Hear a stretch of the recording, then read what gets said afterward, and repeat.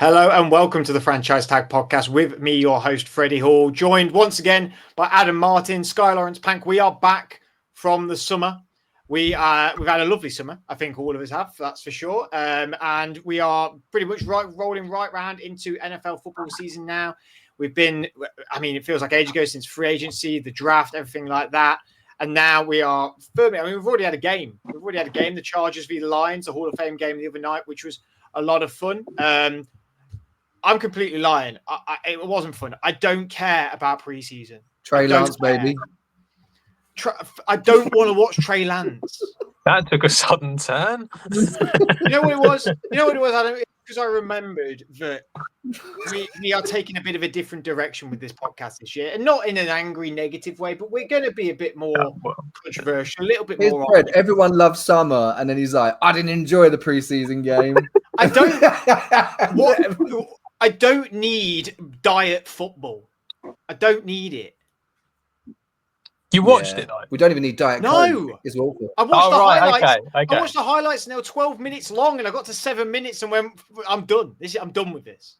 Well, I can honestly say that's 7 minutes more than what I watched of it. So that tells you all you need to know. I watched the highlights just for Trey Lance, but we'll keep him for just for Trey Lance. Yeah, we'll keep that for the AFC West. You like to keep an eye on them quarterbacks that just do nothing. Yeah. I like a good, potentially someone gets injured. There's the story, the story coming. It's I was going to say Kurt Warner story. No one watching, please ever go say Trey Lance going to be the next Kurt Warner. But, we all like a good story. Who knows what could happen? Okay. Who knows indeed. Well, this is the start kickoff to the deep dive series that we're going to be doing throughout August, looking at every single division. It's not like every other podcast in the US or UK is doing this as well, but hopefully we're going to be a little bit better than the rest of them. So we may say some interesting things and some controversial things, and maybe poke some fun as well. So we're looking at the NFC North today. Obviously, for those who haven't watched us or been around us before, Adam is a Green Bay Packers fan, so this is his specialist subject, the NFC North, I suppose. Yeah, I did hear your Across the Pond podcast with Andy Davis, and you were clutching at straws sometimes with your Packers answers, mate. Yeah, I agree. I know very little, to be honest. I wouldn't come here for any specialist advice when it comes to the Packers. All I can tell you is I am normally pretty pessimistic, and I think I was on there, wasn't I? Really, I did kind of. I was literally doing it as it was coming at me, sort of thing. I know we'll come on to that, but I think for once your pessimism is slightly warranted, but we'll get obviously onto it. But I think the thing that might help you is some of the other teams have dropped off, and you're still you haven't got any worse. Well, this division in the 2024 season saw the Detroit Lions go 15-2, the Minnesota Vikings going 14-3, Green Bay Packers 11-6, and Chicago Bears 5-12. Obviously, the Lions being the number one seed in the NFC, and what a feat that was. You said we'll get onto it, Sky. But, well, I've got the Packers down first. We're going to look at the Packers straight away. They've brought in Aaron Banks, Nate Hobbs, McCole Hardman, Isaiah Simmons, have lost Jair Alexander there, Eric Stokes, Eric Wilson. Obviously, had a draft as well, drafting Matthew Golden in the first round with 23rd pick. First time they've picked a wide receiver in too many years. Enough years where Packers 2002. 2002. Okay, quick maths. 23. Yeah, that sounds about right. Yeah. It is right, and we're it's the fact I went, it sounds about right, but through the end, guy. Yeah, Matthew Golden being the marquee guy. Obviously, you got Anthony Belton, the tackle in the second round. I'm not going to go through the whole draft because I'm sure it'll come up. But a bit of a yo-yo off season for the Packers, Sky. Like you said, more of the teams around them getting the worse than them getting dramatically better. A lot of people criticise the Aaron Banks contract being a little bit of a bigger contract for what he's worth, but it isn't the guard position, so a position that they have needed to work on. Losing Jair Alexander, I think it's too far to say a legend of Green Bay, but been a good player for Green Bay for a while. It's just been a bit. It's just been very Packers. It's not been fun this off season. I think. I think the Packers, like, to, you know, they're not known for splashy things, and taking the wide out after 23 years was like, wow, look at us. Let's add another young receiver, and surely one of them will break out. I mean, on the Patriots, it's fine, but on the Packers, when you're actually, I mean, you have to say off the bat that last season they did play like one of the best teams in the league for most of the season. I think obviously when I was saying about teams that got worse, they got swept by the Lions and Vikings last year, but those two are two teams that have regressed for different reasons. So I think that the positive for the Packers there is, you know, even though they've got a tough schedule elsewhere, the division's got slightly weaker, but probably still maybe one of, if not the strongest throughout the whole league. I guess there was 23 drop passes when I was diving into things last year. So obviously if that gets cleaned up, well, then you'd say Packers offense is going to be even more efficient. I'd love to know Adam's thoughts on the new DC, because people, like, I keep reading things like, oh, you know, is it the guy from Boston College? Is this the new DC that was there last year? Was he there last year? Oh, there you go. Oh, good for him then. There we go. It's episode 1. That's how much people cared last year when he was hired. So it was everywhere. I don't know what's the way we go. But yeah, well, the thing I was going to say was at least both units were good. I was going to say he was coming into 2 good units, but he's built the units. There you go. I think the one thing I did know about Hadley, apart from knowing that he was there last year, which has obviously clearly come through with the young guys, the Packers got a good young team, is he was known for being a good recruiter when he was at Ohio State. So he clearly has the buy-in of young personnel. And as the Packers seem to be a team that just keeps getting younger and making a few additions here and there, they should be in for a good season. But off the bat, guys, I'm just going to go bold off the bat. I feel like the Bears are the team who's going to push the Packers the closest. Okay. Adam's laughing. We'll get to it, but I'm just saying that. I think the Packers are most people's favourites, but I think this is going to be... You don't think the Packers are the favourites in the division? No. What? Are you an idiot or something? I mean... What do you mean the Packers are the favourite for the division? I think the Lions went 15-2. No, they've lost both their coordinators. Yeah, no, I'm with you. Yeah. Can I just quickly say he did call it. He did call. First of all, he didn't realise that the defensive coordinator was there last year. Secondly, he called him Hadley when his name is Jeff Hafley. But aside from that, summer has not been good to you. No, so it's going well. No, it's not. We won't go into that. No, but the Lions have lost both of their coordinators, right? Yeah. I don't think they've... I mean, I could deep dive into it. I don't think they've particularly, strong the guys that they've got in. It just, to me, has the feel of... I'm not saying they're not a playoff team, but when the Eagles had their Super Bowl loss to the Chiefs, and then they changed their coordinators and they dropped off, I feel like we're going into that territory. I think that's an interesting thing we'll start talking about probably when let's wrap up all the division and maybe deep dive into that, look at records and where we think they'll sit. Moving on to Anne, the question I've got is you were saying, Sky, about the drop passes. I've sort of compared a little bit the Packers wide receiver room being a little bit like Arsenal last few years. You've not got that number one guy, but you've got a lot of attacking options. It's sort of where do we look, because we've got guys in all the different positions that can score goals and can push forward. And it's the same with your wide receiver room with the guys you've got in there. They've got a lot of guys who can score touchdowns, can go get the ball, are fast, physical. You've got different styles. It's good. I mean, Arsenal this year gone and bought Gyökeres and it's going to be their talisman. You then go draft Matthew Golden. Can Matthew Golden be the Gyökeres of Green Bay, I suppose? But do you think that's going to be more of the same with Green Bay in 2025? It is going to be a spread out thing. It is, we can attack you from all different parts. Josh Jacobs in the backfield, of course, one of the best running backs in the league by my standards, I think. But what's your say on that? Yeah, I think that's the plan. I don't know if I'd call Matthew Golden the Gyökeres of Green Bay, but you never know. It could happen. It could happen. I think that's kind of the theory, isn't it? It's almost like the sum of all parts is greater than having one star man. So I think that's what they're looking to achieve. Obviously, they're going to have to stop dropping the ball. That would be nice. So that's definitely one thing that they need to improve on. They were 5th in the league, as Sky said. It was, for most drops, it's something that needs to happen. And look, I mean, they're still a very young team, and I think it's going to be the same again. It is kind of almost a case of not a great deal has changed, which makes you feel that they're suddenly going to be amazing this year.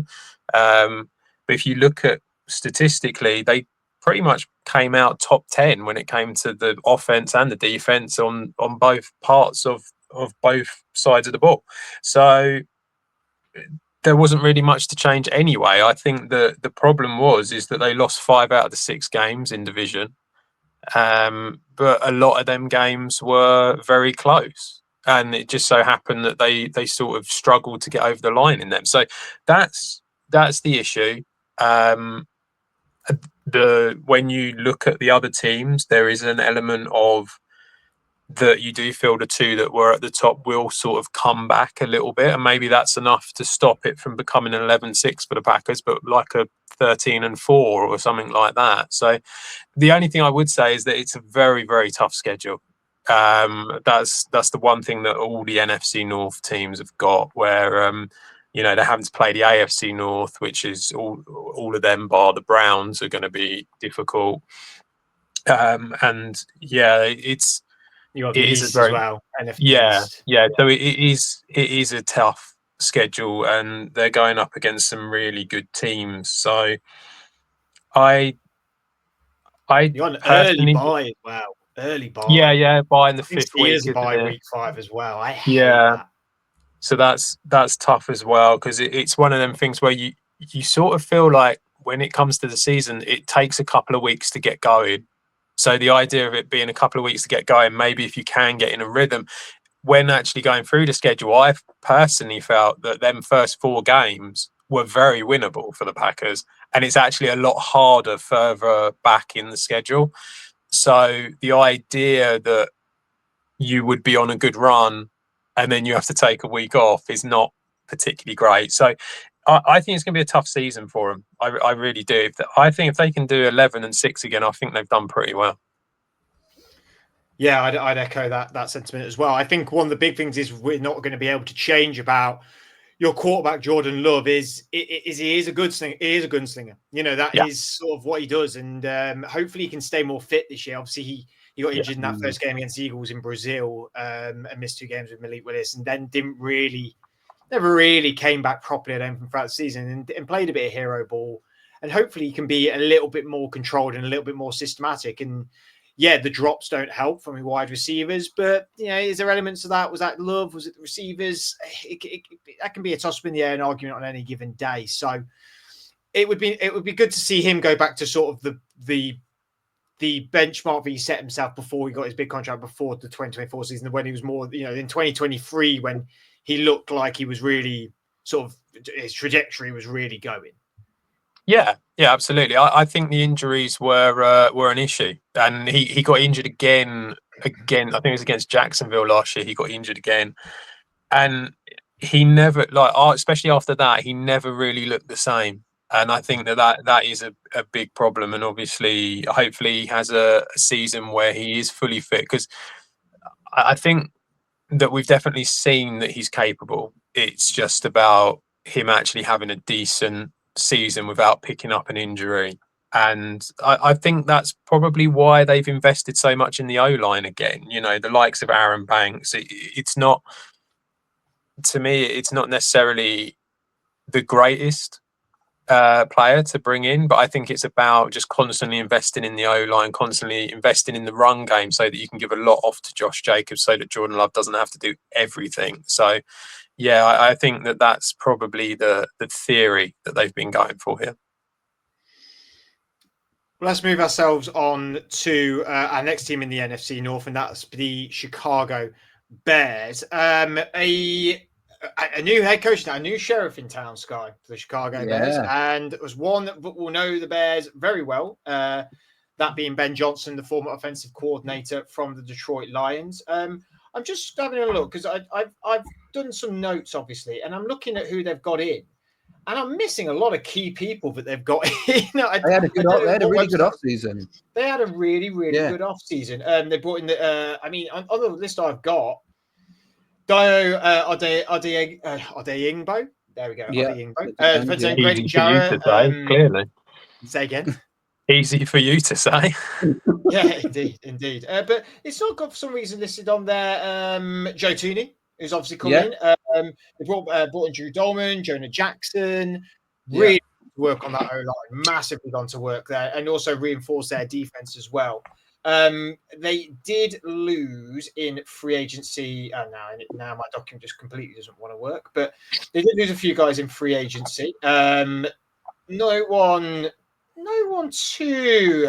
I mean, Darryl Taylor, Tevin Jenkins never really sort of came. No one knows really that upset. I'd be that upset about. And then when you look at their draft, I mean, a lot of people really love their draft. Taking Colston Loveland, the tight end out of Michigan at pick 10, getting Luther Burden, the wide receiver from Missouri at 39 in there. Shamar Turner, the defensive tackle. Obviously, won't go through everything. I mean, Kyle Manonge, who is a running back at 23, they got in the 7th round. Smashing it today. I've got the names wrote down. I'm glad you're saying them. He is tucked away on my taxi in Dynasty. I'm just waiting for him to explode. If he can do a Jameer Gibbs, but from the 7th round, that could really pay me back on the long run. A lot of different faces coming into Chicago Sky. One face does remain, and that's obviously Caleb Williams, their quarterback who had his rookie season last year.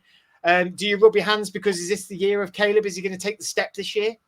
I think so. I think Ben Johnson wouldn't have took the job unless, we know how great of an offensive mind he is and what he's done in Detroit. You see what they've done on the O-line. I think some underrated moves because people don't find O-line sexy, do they? Jonah Jackson was at the Lions and the Rams. Tooney's a 4-time Super Bowl champ. I mean, I think one guy even they got Grady Jarrett in on defensive tackle. To be fair, isn't Joe Tooney's biggest thing in his career that's happened is having you interview him at the Super Bowl, wasn't it? Yeah, he did say that. Hmm. He was like, should I text Tom Brady if we win on Sunday, or do I tell him that I met Sky Lawrence Pank? And I was like, mate, we'll see how the result goes. That's a real Sophie's choice, I'd tell you. Yeah. And they lost, so I'm sure he told Tom Brady. And that's why Grok told me that Tom Brady viewed my profile. Most famous person, apparently. That's the breaking news of today's episode. But what would we do without you? It will be Caleb Williams after this, with the way I would talk them up. I think I remember us talking on draft day and with Colston Loveland. I think I was higher on Tyler Warren overall, but I think Loveland fits Ben Johnson and the Laporta mold more in terms of his style of play. So it made sense for them to draft him. I just think that he's the sort of guy who can extract every ounce of talent from his players. And Ryan Poles, the GM, has obviously had a lot of some criticism, right? But he's sort of gone, right, I'm getting this guy in, and you know what GMs are like. This is the guy where it has to happen. I think as a play caller in Detroit, Ben Johnson had, defenses running on their heels most of the time with the things that he was dialing up. And I would almost say it was a bit, Sean Payton-esque, the way that, he calls plays.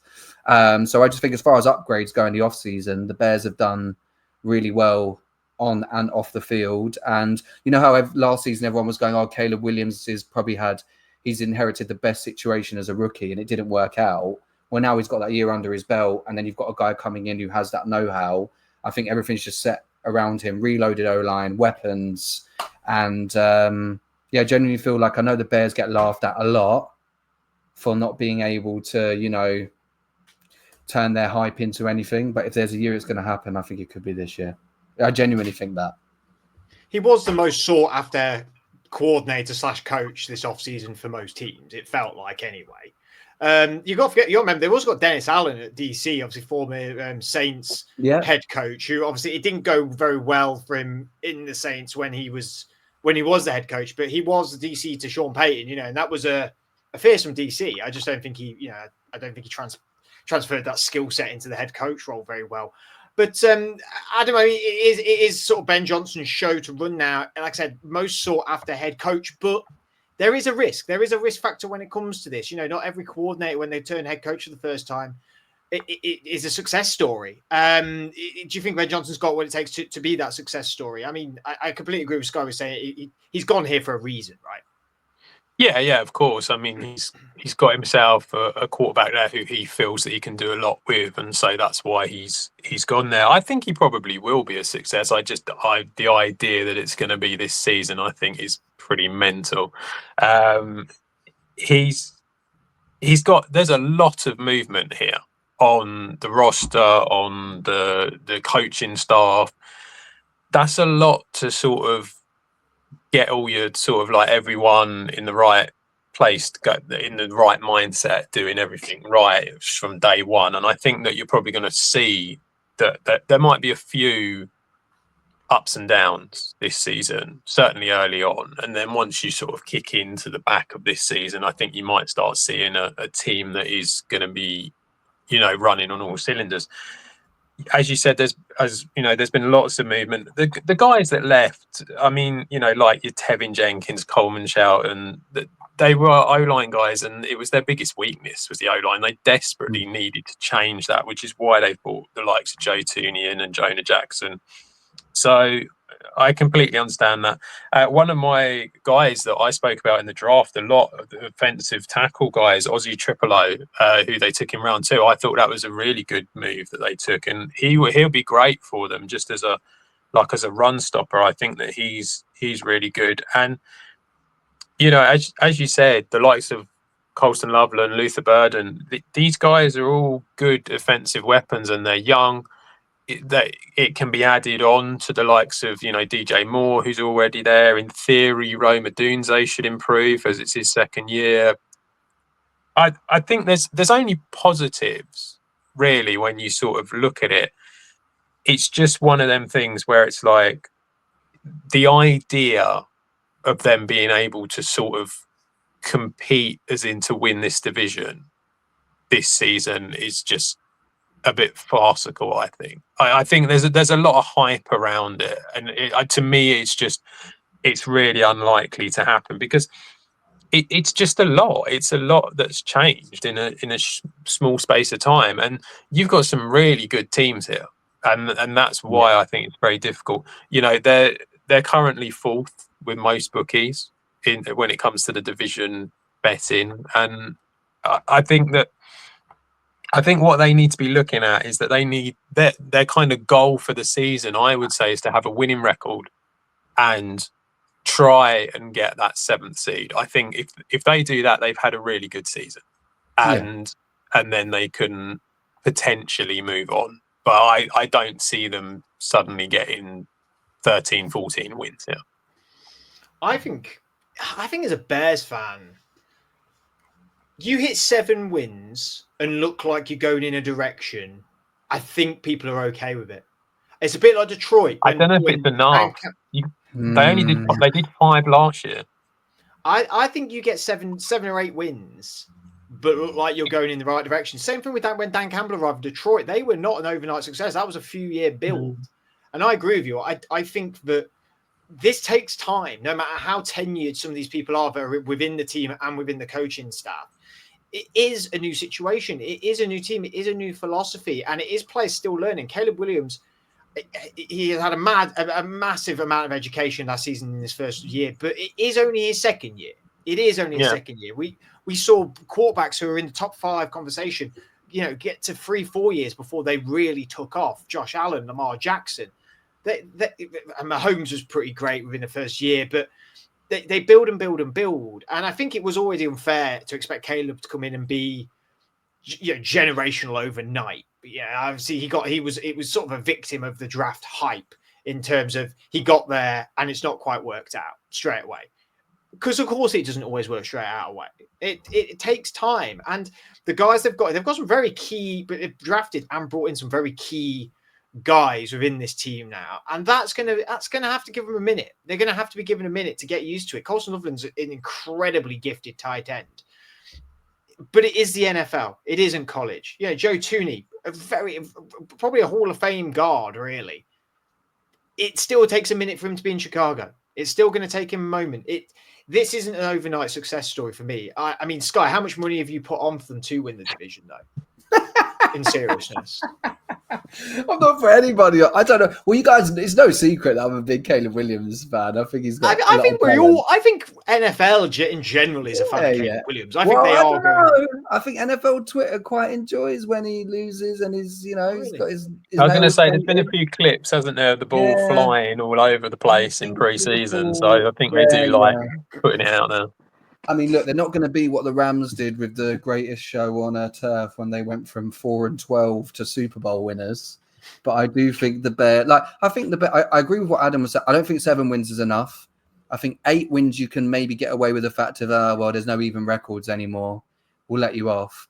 And the only reason I think that they've kind of gone under the radar is not the right word. But when people are like, oh my God, they have the second hardest strength of schedule. It's like, but that changes every year. What does that even mean? All the off-season, there's been so many changes. We know the NFL changes year to year, and that's the beauty of the NFL, the fact that things can turn around so quickly.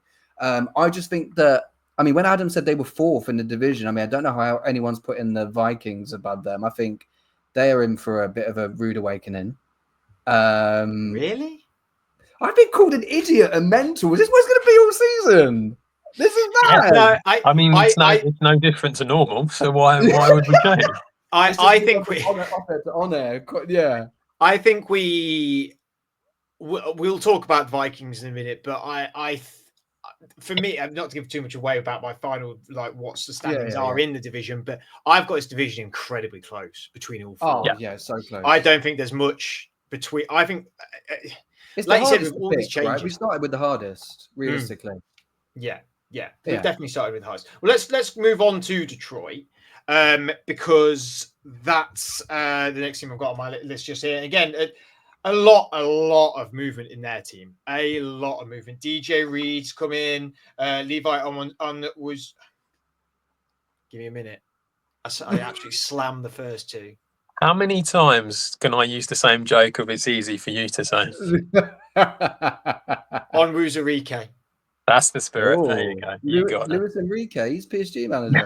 Luis Enrique. That was so bad for that. It really got me. But re-signed Tim Patrick, re-signed a lot of guys actually, and brought also quite a few players in as well. Rocky Sin had a tremendous tackle the other night after coming over from San Francisco. Not lost many guys. Carlton Davis going to the Patriots. Kevin Zeitler going, who's an older guy. Kindle Vildor, a few other guys as well. I've seen the draft, unfortunately for Lions fans, unfortunately, they are now not drafting that high, so they're now further down the board. So the 28th pick, they took Tyreek Williams, defensive tackle, Tate Ratledge, the guard, at pick 57.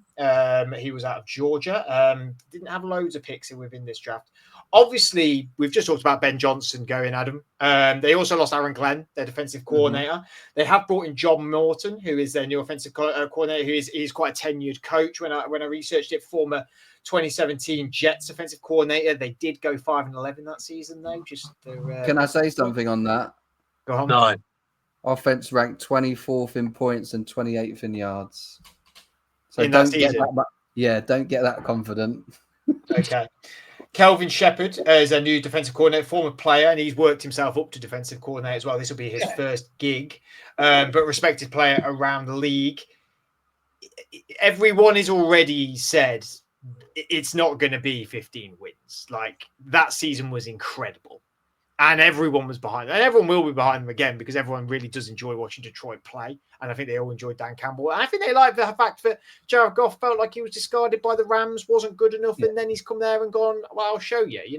I'm watching the quarterback TV show on Netflix, the second season with Jared Goff. That was really enjoyable to watch. That made me even more I like this, and I like these players, and I like this quarterback. So is it going to be as much a struggle as everyone else thinks? I don't think it's going to be that much of a struggle. I just don't think they're going to win 15. I think that you're probably looking at a 13-win team here. To me, that's how I see them. I agree with the John Morton thing and the fact that with the Jets it wasn't great, and he's just been the Broncos passing coordinator as well, which, a team that's not a particularly strong passing offense. So there is concern there when you think that Dan Campbell isn't really a offensive or defensive play caller, is he? So that is the concern there. The one thing I would say is that they did manage to keep the run game coach. So I think that's going to be really important for them, given how good their run game actually is. Obviously, as you said, when it came to losses, it wasn't really anyone that you would class as mega significant. So it's not too bad. They re-signed a few of their guys, but again, it wasn't any of their top guys because they didn't need to. They brought in DJ Reed. They brought in Ray Lopez as well, who I think is actually a very good defensive lineman and has been around for a long time. So I think that he'll be decent. Is that good? Is that good? You got his name wrong. Is it not? Oh, it's Roy, isn't it? So close. Come on, generational defensive tackle, yellow jacket type guy. You know that old. Yeah, it's episode 1, Adam. I already had my mess up in the first part. There you go. It's all good. There you go. So yeah, I think they're going to be a very good team. I think it's probably going to be more the same. I just don't think it's going to be quite at the same level.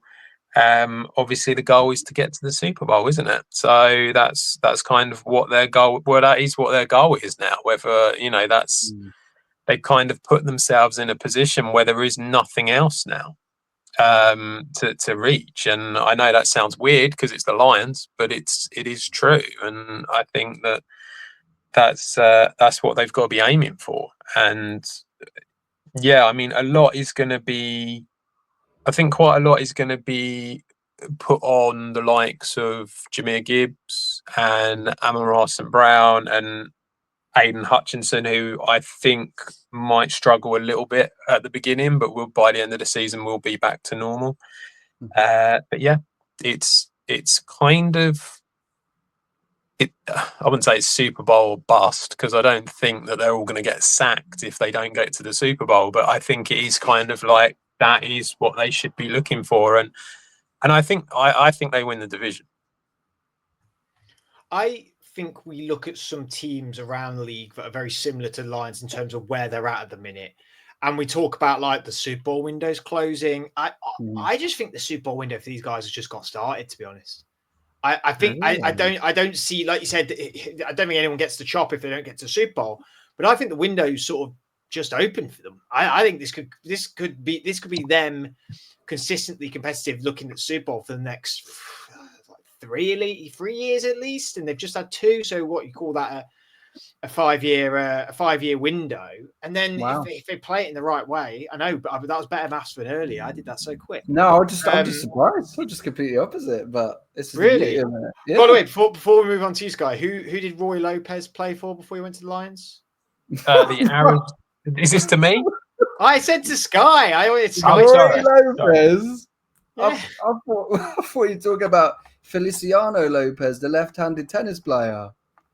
No, I was talking about generational defensive tackle goal. I don't know. Probably something like someone like the bloody Texans or something. Oh, okay. No. It was close. It was the Arizona Cardinals. Did he play for the Texans? No idea, but I'll find out for you if you like. All right. While you tell me why the Detroit Lions will never get near a Super Bowl ever again. I'm just because we do the recent. Well, I don't know if it's not the same as recency bias, but Fred, you always talk about, and it's because I have it in my head that when the Eagles lost Shane Steichen and Jonathan Gannon, not Rich Gannon, like I said to Patrick Mahomes, the old quarterback from like the 70s, that was embarrassing in person, but no one else knew what was going on anyway, so they didn't realize. But when they lost those 2 guys, the Eagles did drop to 11-6, but the offense was just stuttering. And I know it's a different offense, a different quarterback, but I think that people are not remembering the Jared Goff playoffs, few interceptions. If the Lions don't get off to a hot start, when I say the window's closed, I mean, I'm rooting for Jared Goff. We always talk about, even though I say he looks like Ryan Gosling from Wish, still rooting for the guy. But I think there's always that thing over him, right? Like, is he the guy who's going to get you the championship? And whilst I agree with both of you that there's not going to be a clearing out, there will be quarterback questions depending on what happens with the Lions this season. Like, okay, well done. If they win the division again, that's not good enough. You got to get back to at least the NFC title game because they probably should have won the NFC title game, the one that they were. And I know this isn't direct quarterback play, but it does affect the quarterback in a sense. But losing Frank Ragnow, that might be. I mean, I have heard that Graham Glasgow, who's moved over from Glasgow, it's Glasgow. I don't know why I went American. Yeah. Moving from guard to center, he's doing really, really well. Really, really well, apparently. So, again, that could be an influence. But remember the Ragnow thing, funny enough, because remember last offseason, I've heard rumors he's going to retire, and you guys were right, because everyone was like, no, it's too early. But he's gone now, and again, I said it earlier, people don't appreciate the O-line. They don't talk about these things. It's a big deal, especially in an offense like where it's all about Jared Goff and timing. And, you know, John Morton was the passing game coordinator when the Saints made the 06 NFC title game. He's from that Sean Payton mold, but both of his successes where he's come have been with a coach like Sean Payton above him. And to Adam's point, Dan Campbell is a motivator who needs people who are experts at his craft around him. And I don't see either of these coordinators as experts in their field. So whilst I'm not ruling the Lions out completely of like a playoff spot, I just think that like they'll be one of those teams that can blow teams out of the water, but also like they're not gonna go past, say, the divisional round. Could we not argue though that the two guys who have now left when they first joined were not experts in their field when they joined? Yeah. You could say that, I suppose. But I think it was easier then, Adam, because the Lions' expectations were a lot lower. And now the Lions' expectations are higher. You're not wrong in that. They did have that grace period, didn't they? Yeah. You're not wrong there. I mean, one of the big things for them, obviously, was the injuries. The injuries down the stretch were just... I mean, half of some of the players are still ain't going to be back for the regular season. Like, they can no way be as injured. I mean, I'm making excuses because there's loads of injuries on every single team, but it did feel like for them it was like two guys every week for about 6 weeks. It was ridiculous. This is what I'm glad we started with the hardest division though, because I mean, like you can, because then we just get out of the way. But it's tough, right? There's a lot of talent here, and I mean, Adam's a good fan in that regard, where he's not too deluded. Like he's being modest about his Packers, right? But the Lions are not shoo-ins at all. Like, the Packers are good. We've said the Bears have had a good offseason. And he's smiling now. Look, deep down, he knows the Packers are going to win the division. He just don't want to say it. He knows it. I think it'd be very close amongst the top three. Personally, that's why 13 wins. I don't even think. No, teams are going to take wins off. I think they're still a very good team, and I know what you mean about the coordinators, and I'd expect a drop off. And you normally, like historically, with other teams, you see a drop off. So I would expect that to happen. But I would argue going from 15 to 13 or 15 to 12 is the drop off. And I think because it's going to be very, very tight, and you're going to have teams that are going to beat each other in this division, I think you're probably going to find that like getting 12, 13 wins the division. Yeah, I was thinking 11 or 12. It's just because as well, I know I don't tell you about the strength of schedule, but you know, the NFC North, I think Lions and Bears are tied for second toughest. Like it is hard. Packers are tied fifth. There's a lot of tough games for all of those teams. You do get some bonus points, Sky, because I've had a redemption. Roy Lopez was drafted by I've had a redemption from earlier. And was the Texans for a year, then went to the Cardinals for the year, and now he's in. I do not remember him at the Cardinals, and I still thought you were talking about the tennis player for some reason, but at least I've redeemed myself. Close enough. Well, let's move on to a team who we also is massively amongst NFL Nation seen as a team that is going to drop off as well, because obviously Sam Darnold's not in town anymore, and that's the Minnesota Vikings. They were managed to keep Byron Murphy though. They brought in Jonathan Allen, Javon Hargrave, Will Fries. They're pretty active around on the old free agency. Obviously, let Daniel Jones go, Sam Darnold go, Cam Bynum, Cam Robinson, Garrett Bradbury. I mean, a fair few names: Cam Akers, Jerry Tillery, a few older guys in there. And then within the draft, they drafted Donovan Jackson, the guard out of Ohio State, at 24. Second round took Ty Felton, the wide receiver from Maryland, at the 102 pick. I actually only picked 5 players in the whole draft, so not a mad draft for the Minnesota Vikings. Welcome JJ McCarthy to the NFL. How do we think he's going to do? Go on, Adam. I think it might be a little bit of a struggle at first, and then it'll be okay, hopefully, for them. But it's difficult because he has spent... So his time at Michigan was very run heavy. Now, it's not that he didn't pass the ball, but it was very run heavy. He's now missed a whole season as well through injury. So if you put all of that into it, it is a little bit concerning. Obviously, you've got Kevin O'Connell there, who has done great with quite a few quarterbacks during his time. And so you would hope that he would be able to get the best out of him. I just think he's going to be a bit rusty at the beginning, and then you might see what he can actually do. The good thing that he has going for him is that he probably has not the best wide receiver core, but he's got a very good weapons for him. You know, Justin Jefferson, obviously, you know, arguably the best wide receiver in the league. You've got Jordan Addison, who's shown how good he is. You've got TJ Hawkinson back at tight end. And I have to say, I think the drafting of Donovan Jackson is really, really good, because when he was in Ohio State last year, he played left tackle when Josh Simmons went out, and he was very, very good for them. And they obviously went on to win the championship. I think the idea of having him there, he can play guard and tackle, and Christian Darrisaw on the left as well, I think that has completely shored up the left side of the O-line. And if they were to get any injuries, then obviously Jackson could move outside. So I think that's a really big thing for them. And that's a really big thing for McCarthy, to have that sort of safety net with them two there. So that's really good. Yeah, I think he's got a good chance of doing pretty well. I just feel like it's not going to be all guns blazing straight away. He has got the quarterback whisperer coach with him, though, Kevin O'Connell, who I obviously got the privilege last season to interview him at the London games. He was so cool. He was easily my favorite people I've ever sort of given a question to on the podium and stuff like that. And obviously, hopefully we'll be able to see him again if we get the credentials to be able to go over to Dublin for the Steelers v the Vikings, which would be a lot of fun. So we'll get to see him hopefully live, Sky. Oh God, Shane's going to hate me. I've completely forgotten the name of the stadium. Croke Park. Croke Park. Very good. I'm an ally of our Irish brothers, the Emerald Island. I won't do an Irish accent though. Aren't you the 4th member in ECAP?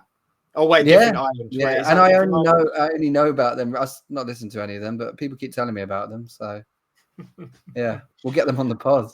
I think I may have got the wrong island there, but it was a very tongue-in-cheek joke. I was making, to be fair. JJ McCarthy, sorry, yeah. Well, if you look around the team though for JJ McCarthy, it's not changed much. If anything, it's improved and got better. And there's some and Adam's point of Jefferson, Addison, Naylor. He didn't say Jalen Naylor, Rondale Moore, then TJ Hawkinson, Aaron Jones in the backfield, brought in Jordan Mason, who's a quite tenured running back as well. Josh Oliver's not bad as a backup tight end. He's got plenty. Would it be able to sort of mask some of the mistakes maybe that it makes? I think, if you guys remember last offseason, I was like, I think JJ McCarthy's right for the system. But I think the thing that I was buying into, remember we joked like, could the Vikings, if they got to London with like a winning record, actually go under the radar? But that's the thing, they're not under the radar now. And like Adam said, this guy's come off of a season-ending injury, and I just think inevitably there will be regression. And I don't think it's on McCarthy. I just think the main weakness I see for the Vikings is still like, I don't know, is the secondary. And Flores takes a lot of risks with his blitz packages and stuff. And when you're in a division we've just reeled off 3 high-powered offenses, he's not a coordinator who changes the way he calls plays. Adam pulled a face when I said 3 high-powered offenses. They are. Well, I think you could argue that you could say that all three offenses could easily be air raid type offense. Yeah. Rather than keeping. Whereas the Vikings' way to beating teams is probably going to be what we saw McCarthy do with Michigan: is try and time a possession, run the ball. And I just don't know how that works when you've got so many playmakers, because the Vikings' offense is set out to be just like Fred said with the other three: air raid, pass the ball, which worked with Darnold. But I might get the guys. I could be getting years mixed up again. Is that not? Is it Christian Darrisaw knee injury? Yeah. That's how will he come back as well? It's a big question. Obviously, big player for them. And it's a bit different compared to like an Aiden Hutchinson on the Lions, where, you know, things can be masked with talents elsewhere. The Vikings need guys like him to step up. So I don't know. They've not. I was obviously looking into it. They've not had lower than 7 wins since 2013. But I still feel like they're going to be in a giving it away early, but like a 6 win window. You say 2013. They've not. Yeah, they were 5 and really? I think they were like 5, 10 and 1. Oh, okay. Yeah, they've had a few 7-win seasons, but they haven't been below 7 wins in that time. But they've obviously always just been like middle fodder, middle of the draft, and then had that. I do think that it was a remarkable job by them to keep Brian Flores. I know he's not big. Say again. Even Wes Phillips, I know he's from that McVay tree, but you know, obviously he's got a good he could have gone elsewhere. They've done well to keep both. Yeah, done really, really well. Really, really well. Let's sort of round up. What records have we got then? Because this is going to be. I mean, if you've not done records, it's fine. I have with what I think. I have, but I don't believe in them.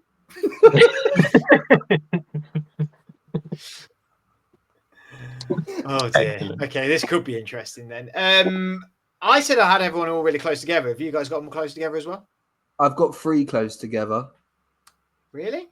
You have the Lions only having 2 wins. That's crazy. Man. No, I know. Jared Goff going into acting with Ryan Gosling to make Barbie 2. Breaking news. I've got the. As per Adam Schefter. I've got the Vikings at 6 and 11. Okay. At the bottom. Who have you got at the bottom then, Adam? The Bears. You hate the Bears, don't you? I don't have a specific record for any of them. I have the Bears. I think I'd probably come out and say that if they can go 9 and 8, they've done incredibly well. So I could honestly see all 4 teams having winning records on this one, but I think the Bears are the one most likely to drop off from that. So I'll say 8 and 9 or something like that. I've got 7 and 10. Yeah, I think that's more realistic than mine. I did, yeah. I think that's fair. They won't have below 6 or 7. Who you got in third then, Adam? I have the Vikings third. I think that having McCarthy there will mean they'll lose some games early on, but I think they'll get like 10, 11 wins. Really? Okay. Yeah. I've got 8 and 9. I think it might be a bit. I think it might be a bit more of a step back. I think they had a lot of 1-score games last season. A lot of 1-score games went. They did. I just, when you look at the talent on the roster overall, I just think that it might not take that much for them to win games now. Like offensively. I'm sure you're saying something incredibly insightful, but I can't hear you. My Wi-Fi's going funny, so we're just going to move on. Sky, what did you have the record? Oh, do you know what? I don't like for third. The Lions. Going. I know. 9 and 8 or 10? No, 10 and 7. 10 and 7. Adam's face. I'm telling you guys, the Lions are regressing big time. He's going early here. I again heard absolutely nothing of that, so we can have a double shock thing here. What Lions record have you got? 10 and 7 or 9 and 8, but you know, third. Yeah. Next to my division or something here. I don't know. I don't know. We'll align later what, on in the other previews. Who? Because Fred's gone. Fred, who have you got third?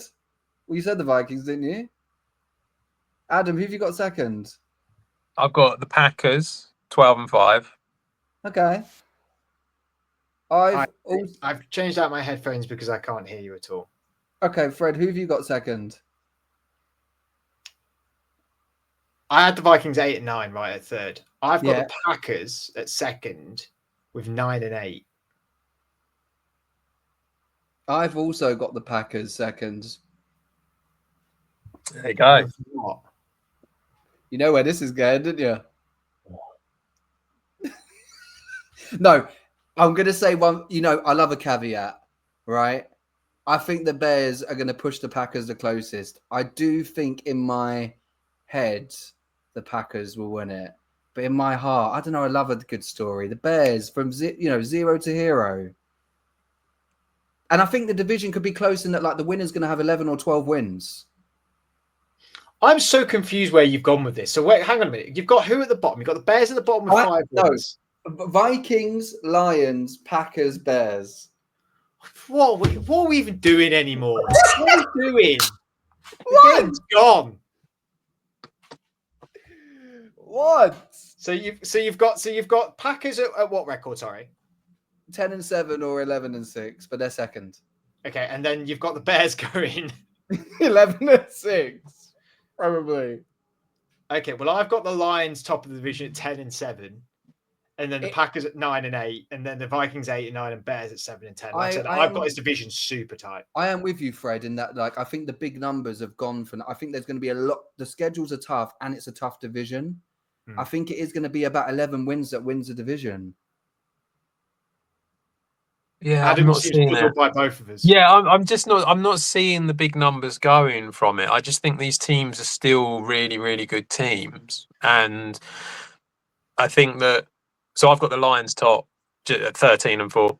I just don't see such a drop off from these teams, and I understand that the schedule is tough. I agree with that, but I think they're probably all going to beat each other to a certain extent. So they'll all sort of like get a few, and then it's about how they do against the AFC North. And the problem is that with the AFC North, I think the Browns, obviously, that most of them will probably beat. The Steelers and the Bengals, it's not all fantastic, and then the Ravens will be difficult. So I think that's where you sort of start looking at them, and you go through the schedule, and it's not that bad with them. It's just tough because when you look at the AFC North, you sort of go, oh, there's 3 teams that are definitely going to be in the playoffs. But I'm not so sure that's the case. But yeah, I think the big winning records will still be there. And but I think the Lions will win it, and it'll be tight amongst them top 3. I don't know where he is with the Bears. I can't even begin to understand what's going on in his brain. I've got two takes of where, like, I think if someone gets 12 wins and gets above what me and Fred are saying, I think it's the Packers. I think Jordan Love is the most complete quarterback in the division if he's healthy. But I also think that the Bears are closer to winning this division, in my feeling, than I am confident of the Lions repeating. But you're implying that that the Bears are going to go from a 5 and 12 team to essentially a 12 and 5 team. I know you said 11 and 6, but like the same sort of thing. That's a hell of a change. And I know that they've bought in Ben Johnson, but do you think he's the Messiah? What exactly are we doing here? He saved Jared Goff's career. Why can he not do magic with Caleb Williams? I think you're just a year too early. Yeah, I agree. I do agree with that. No, you can't agree with that. You just said they're going to win the division. The Bengals went a year early. They made a Super Bowl and lost it. They're still in the mix. Are they? It can happen. Look, I know it's ludicrous. Maybe I'm an idiot and I am mental, but I'm doubling down. When did we get ludicrous on the podcast? The Bears. Do you know what it is? It's our mate Adam Rank. He's been in my ear, isn't he? Bear down. Bear down. To be fair, the one thing you are forgetting is that all 4 of these teams are going to get at least 1 loss this year because Aaron Rodgers is coming back to the division. He still owns all of you. He owns all of you. And he's I still own the Bears. Adam, do you think it's a bold take to say Aaron Rodgers goes 0-4 against the NFC North? Yes, I think it is quite bold. Well, I'm going to lock that one in as well. In doubling 0-4. He goes 0-4 and the Steelers still win the division. 13-4 record. There you go. Well, that was a lot of fun. Ridiculous, but a lot of fun. Really glad to be back. Adam, Sky, thank you so much for doing this evening. Make sure you catch all of our episodes that we are doing throughout this off season. We're going to do deep dives on each of the divisions. We're going to clip them up as well, so there'll be hopefully team specific ones for you to listen to as well. We're on YouTube, so make sure you like and subscribe, and make sure you follow us on our social media platforms as well. Until then, hope you enjoy this video, and we'll see you all again very soon.